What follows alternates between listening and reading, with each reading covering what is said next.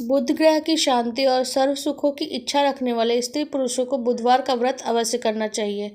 कई बार बुधवार के दिन गणेश जी की पूजा की जाती है, लेकिन बुधवार का व्रत कथा पूर्णतः भगवान बुध पर आधारित है। एक समय की बात है, एक साहूकार अपनी पत्नी को विदा कराने के लिए अपने ससुराल गया।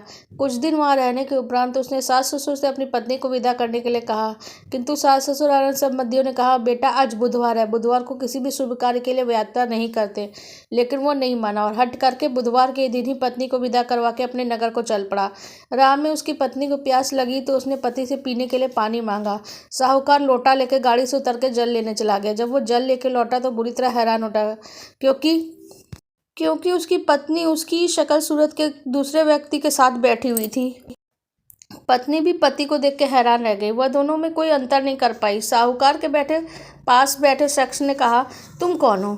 मेरी पत्नी के पास क्यों बैठे हो? तो उसकी बात सुन के व्यक्ति ने कहा, अरे भाई, ये मेरी पत्नी है, मैं अपनी पत्नी को ससुराल से विदा करके लाया और तुम कौन हो जो मुझसे ऐसा पूछ रहे हो? दोनों आपस में झगड़ने लगे। तभी राज्य के सिपाही आए और उन साहूकार को पकड़ लिया और स्त्री से पूछा, तुम्हारा असली पति कौन है? तो पत्नी चुप हो गई, क्योंकि वो दोनों को देख के खुद हैरान थी कि वो किसको अपना पति कहे। साहूकार ईश्वर से प्रार्थना करते हुए बोला, हे भगवान, ये क्या लीला है?